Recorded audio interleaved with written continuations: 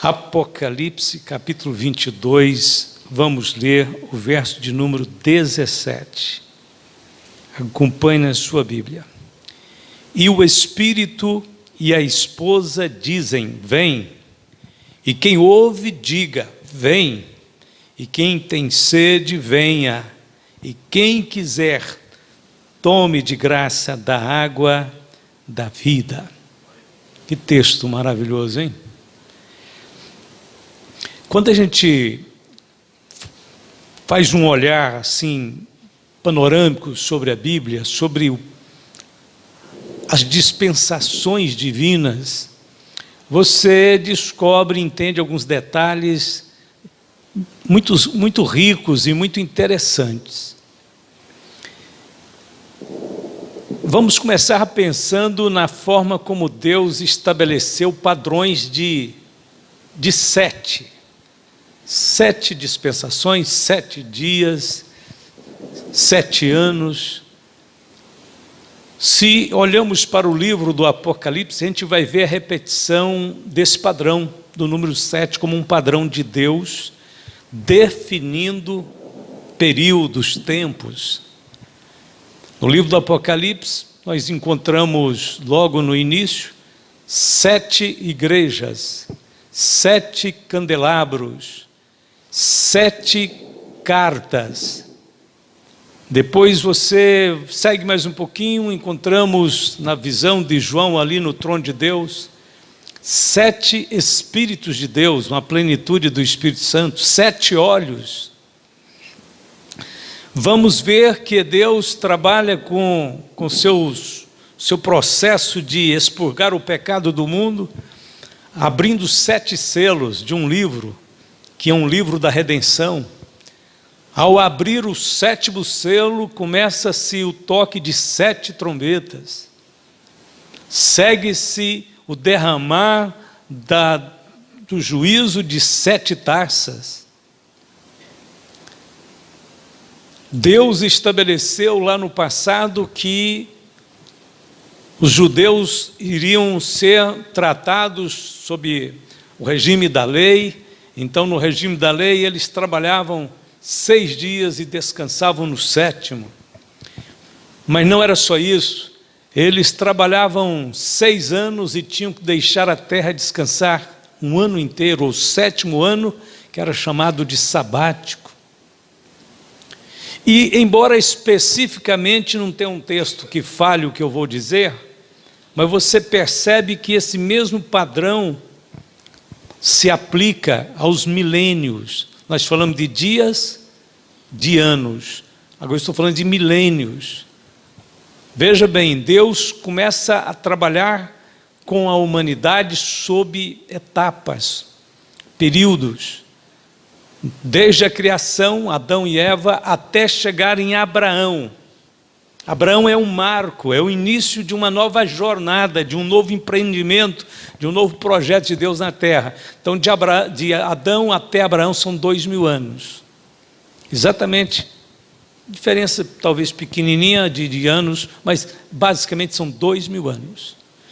Em Abraão, Deus começa a desenvolver então o plano para trazer Cristo ao mundo. E de Abraão até Cristo são mais 2000 anos. Depois da obra de Cristo consumada no Calvário, a sua ascensão, a igreja já vem vivendo um período de um pouco mais de 2000 anos. Se houve um 7º dia de descanso, um 7º ano sabático de descanso, é natural que nós esperemos também que haverá um 7º milênio de descanso, porque a Bíblia fala que o reinado de Cristo sobre a terra será de 1000 anos. E esses 1000 anos, tirando alguns parênteses que Deus abre, depois principalmente da consumação da obra de Cristo Calvário, onde Deus abre um parêntese para trazer a igreja à existência. E esse período então da igreja se estende por um pouco mais já de 2000 anos, até porque nós estamos vivendo sob a sombra da cruz, que é um período de longanimidade, então Pedro fala, Deus não retarda a sua promessa, mas é longânimo para convosco, não querendo que ninguém se perca, mas que todos se arrependam. Então, 2000 anos de Adão a Abraão, de Abraão a Jesus, mais 2000 anos, de Cristo até agora, os nossos dias, 2000 anos, um pouquinho mais. Então nós estamos já no limiar do milênio sabático, do 7º milênio, aonde a terra vai descansar, não apenas por um ano, ou por um dia ou por um ano, mas por 1000 anos. Porque o governo de Cristo vai coincidir exatamente com esse 7º milênio, considerando os parênteses que vão dar um pouco mais de 2000 anos à era da igreja e a longanimidade de Deus para a salvação de muitos povos. Então nós encontramos o milênio bem nessa posição de ser o ano ou o milênio sabático. Milênio sabático, porque o tempo do governo de Cristo vai ser um tempo de descanso, de fartura, de aniquilamento de doenças, de injustiças, de guerras que não vão ter mais, onde a terra vai produzir. O governo de Cristo, né, vai trazer essa paz, conforto. Quando a gente lê a carta aos Hebreus, logo no começo, o capítulo 3 de Hebreus, lá é dito, compara-se, né, Israel sendo levado do Egito para Canaã, e quando chega em Canaã, eles não conseguem entrar na terra de forma perfeita, tem muitos tropeços ali, porque eles não cumprem perfeitamente as ordens de Deus. Então o escritor aos Hebreus diz o seguinte: eles não entraram no repouso do Senhor por conta da incredulidade, mas Deus tinha preparado um repouso, um descanso, para quem tinha caminhado pelo deserto por 40 anos, Deus tinha um descanso. Depois ele fala assim: porém ainda resta um outro descanso para o povo de Deus. Nós sabemos que nós alcançamos o descanso, que hoje para nós não é mais um dia, né? E nem é mais apenas um ano, mas o nosso descanso é uma pessoa. Jesus disse: vinde a mim os cansados, e eu alivio.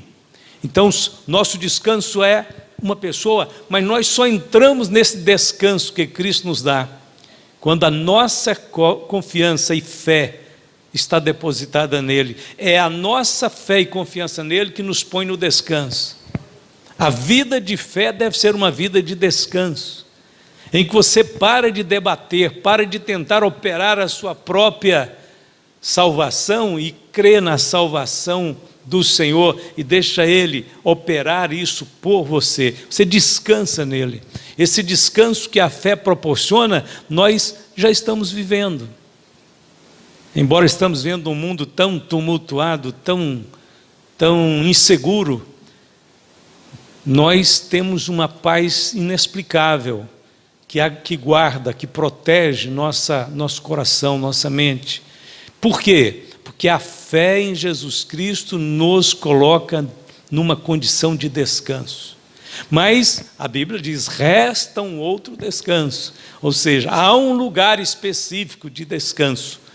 O profeta Miqueias disse: levantai e andai, porque não será aqui o vosso descanso.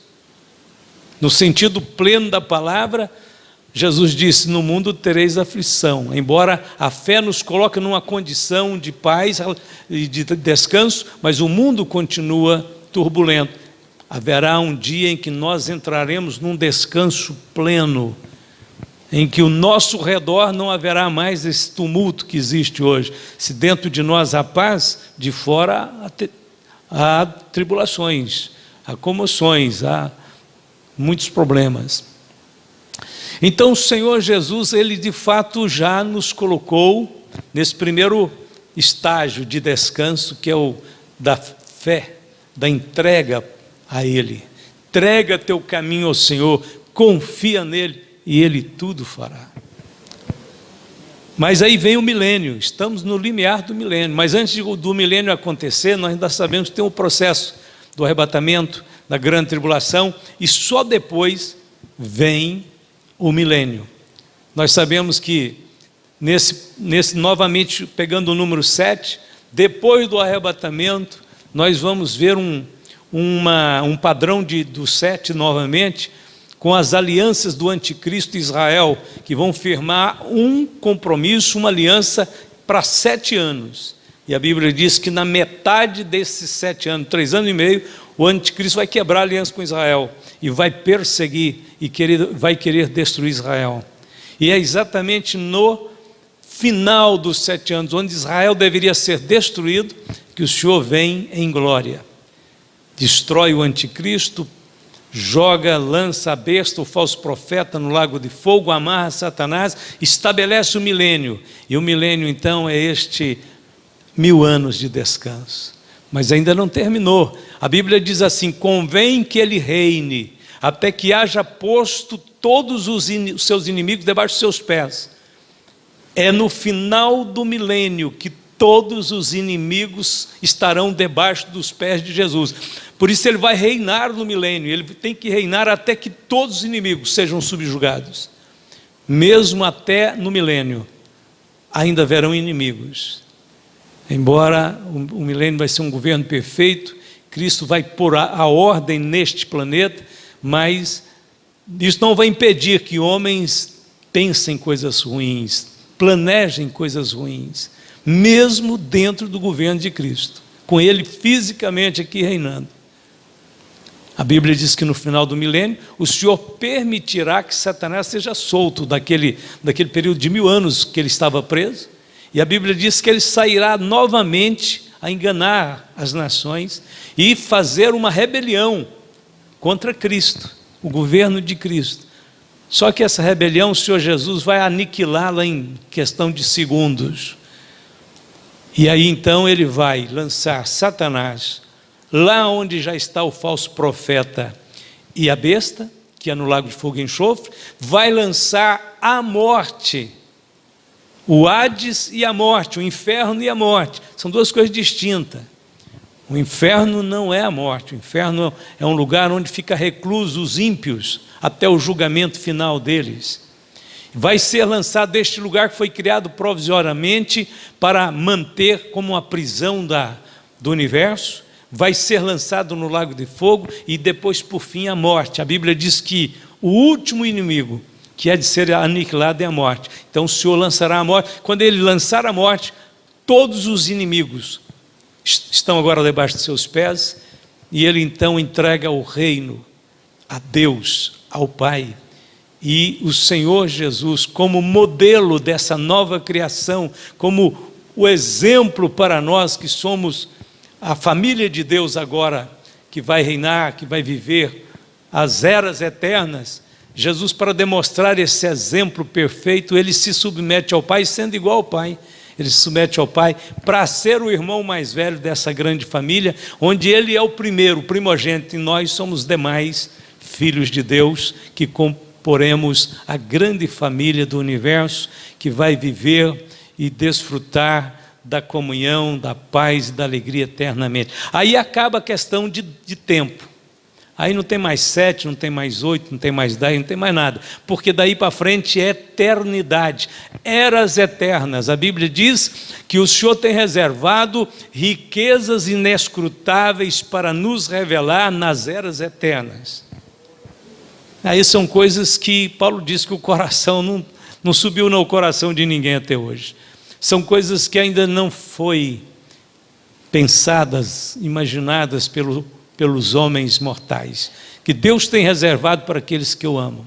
Mas aí eu quero voltar ao texto para terminar, ao texto que nós lemos. Aqui diz: e o Espírito e a esposa, e é claro que a esposa aqui é a igreja, né? E a esposa dizem: vem. Quem ouve, diga: vem. E quem tem sede, venha. E quem quiser, tome de graça da água da vida. Havia um costume em Israel, naquelas épocas passadas, antes de Cristo, que Jerusalém era uma cidade cercada por muros, com suas portas, 12 portas, e o costume tinha a ver exatamente com a questão sabática. Era que, tendo portas e tendo muros, a cidade de Jerusalém quando chegava o final da semana de trabalho produtiva, que terminava na sexta-feira, a cidade de Jerusalém, a cidade do Senhor, onde estava o templo do Senhor, era trancada, era fechada, as portas fechavam. Isso acontecia à tarde da sexta-feira, porque o sábado começava às 18 horas da sexta-feira e ia até às 18 horas do sábado. Este era o sábado. Então, as portas tinham que ser fechadas, o trabalho cessava. E quando então o dia ia declinando, o sol ia declinando, estava chegando perto das 18 horas, tinha muita gente ainda fora da cidade, trabalhadores rurais, cultivando a terra, pastores com rebanhos, em pastagens distantes, inclusive, de Jerusalém, e que tinham que voltar, porque os muros, as portas iriam se fechar. E ficar de fora era perigoso, tinham os salteadores, os animais ferozes, à noite, o frio. Então, quando ia chegando aquele entardecer, começava-se uns clamores. Existiam torres também em torno de Jerusalém, além das portas haviam torres e algumas fontes de águas. E eles começavam a gritar, dizendo: ei, vem! Ou seja, as portas vão fechar, o sábado está chegando, vem! Lá na frente alguém escutava e dizia: olha, está chegando a hora da gente recolher. E aí eles disseram: mas pode ser que tem mais pessoas lá, mais à frente, mais longe, mais distante. E eles gritavam também e diziam: vem! E esse clamor, vem, vem, eram repetidos de grupos para grupos, até tentar alcançar os últimos, que tinham distanciado da cidade e por distração não tinham percebido que o dia estava acabando. E rapidamente então os pastores recolhiam as suas ovelhas, seus animais e começavam a voltar para Jerusalém. Os agricultores deixavam o serviço também, vinham, e os mais distantes que tinham ouvido aquele chamado, aquele convite, vem, largavam e vinham. E de repente então, em poucos minutos depois, as portas da cidade se fechavam para que o povo pudesse agora, ali dentro, adorar a Deus, celebrar o Senhor e dedicar aquele momento, a partir daquela hora ali, para o culto a Deus, e isto era chamado para eles o dia de descanso. Aqui está agora este convite final, bem no final do livro do Apocalipse, dizendo, o Espírito dizendo, vem. A esposa, a igreja dizendo, vem. Quem ouvir isto, diga também, vem. E quem tiver sede, venha. O convite do Espírito Santo, o convite da igreja, o convite dos pregadores, o convite dos missionários, está ecoando neste mundo, irmão, porque a porta está pertinho de fechar. Está chegando o dia do Senhor, o verdadeiro dia do Senhor, o amplo e glorioso e restrito dia do Senhor, onde nós entraremos e as portas se fecharão. Quando o noivo veio para buscar a noiva, que tinham 10 damas que acompanhavam ela, Jesus fala das 10 virgens, a Bíblia diz que, por displicência, 5 não estavam com as lâmpadas preparadas, e quando chegou muito perto da hora, aquelas deram conta de que corriam risco de não acompanhar o cortejo do casamento e foram atrás de azeite.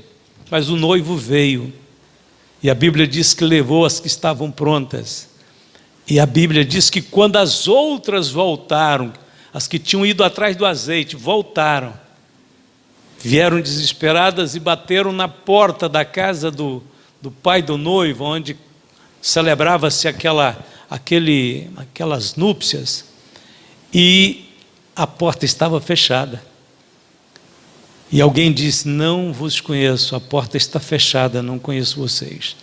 Então o mundo não pode perder essa oportunidade do grande chamamento do Evangelho, Nós temos que agradecer a Deus, porque nós já ouvimos essa voz, já atendemos o convite, já entramos, estamos dentro dessa salvação que Cristo nos trouxe, mas milhares de pessoas estão adiando o tempo, como se o tempo ainda tivesse muito longo ainda desse tempo para fazer tanta coisa, que de fato poderão atrapalhá-las, impedi-las de entrar para a salvação que é em Cristo.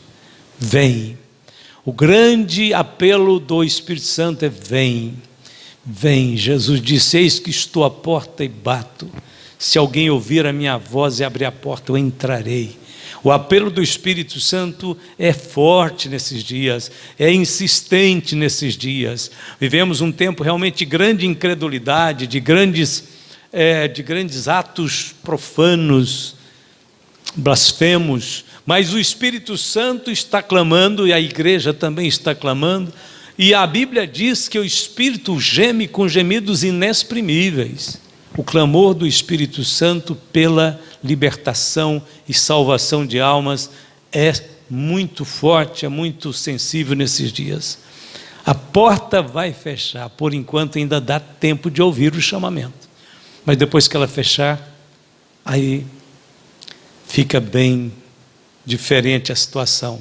Aí Deus tem que tocar para frente o seu plano de expurgar o pecado do planeta Terra, limpar essa terra para fazer disso aqui uma nova terra e um novo céu. E tudo que não puder ser redimido pelo sangue, terá que ser expurgado pelo fogo. O fato é que o pecado não prevalecerá na criação de Deus. Malaquias teve a visão do trabalho de Deus e ele disse: não haverá, não sobrará, não ficará nem raiz e nem ramo, a terra será abrasada. Mas ele diz assim: mas para vós que temeis o Senhor, nascerá o sol da justiça, porque ele virá trazendo salvação sob as suas asas. Que maravilha, glória a Deus. Então neste momento quero concluir dizendo que, enquanto estamos orando aqui, nós também estamos fazendo esse clamor. A esposa está dizendo: vem. Às vezes a gente prega, a gente evangeliza de muitas formas. Existe um evangelismo que é feito na oração, que é enquanto nós oramos aqui, nós vamos pedindo a Deus para desbloquear a mente das pessoas, o coração, abrir as pessoas para Deus, para elas ficarem abertas para Deus, porque elas estão fechadas para Deus. Então nós oramos, Deus trabalha, Deus age, Deus usa de algum meio, toca naquela pessoa, fala com aquela outra, salva esse familiar meu, esse parente, é um pai, é um irmão, é uma irmã, é um amigo. Jesus faz isso. Esse é o evangelismo na oração. E é claro que na primeira oportunidade que a gente tiver encontrar com aquelas pessoas, fale para elas, sabe por quê? Porque pode ser que a sua oração já foi ouvida e o terreno já está preparado. Já está preparado para receber a semente do Evangelho. Deus abençoe a todos nós, que nós possamos caminhar à luz dessas revelações, entendendo que nós estamos no limiar de uma mudança drástica e total nessas dispensações de Deus. Por enquanto, vivemos o tempo da graça, dispensação da igreja, mas ela vai findar. Deus abençoe, nós possamos estar sempre do lado certo, do lado de dentro das portas que nos protegem, nos guardam do mundo e do pecado e do mal. Amém. Vamos ficar de pé nesse instante. Glória a Deus. E vamos semeando e clamando ao Senhor. A Bíblia diz que nós não podemos olhar muitas vezes para as nuvens para semear. Devemos semear sempre, porque não sabemos qual semente vai brotar. Então semeia todos os dias, ore todos os dias, leia a Bíblia todos os dias, fale de Jesus sempre que puder. Oremos nesse instante. Querido Pai Celestial, obrigado pela Tua bênção de nos reunir na Tua casa para estarmos em comunhão e em clamor e súplicas perante a Tua face. Meu Deus, nós estamos orando por todas as pessoas, orando pela cidade, orando pelo estado, pelo país, orando pela igreja do Senhor em todos os recantos deste planeta, que o Senhor possa continuar abençoando o teu povo, dando a alegria, o avivamento, esta viva esperança ao coração de todos. Nós oramos pelos nossos irmãos que têm recebido a Tua palavra por meio da internet, que onde esta palavra do Senhor chegar, ela possa levar a esperança, o conforto, possa levar, Senhor, a certeza plena de que o Senhor é um Deus misericordioso, que ouve e atende o clamor do necessitado. Abençoe a todos em nome de Jesus. Nós te louvamos e te agradecemos hoje e sempre, e todos podem dizer amém. E amém. Está terminado. Até amanhã, se Deus quiser.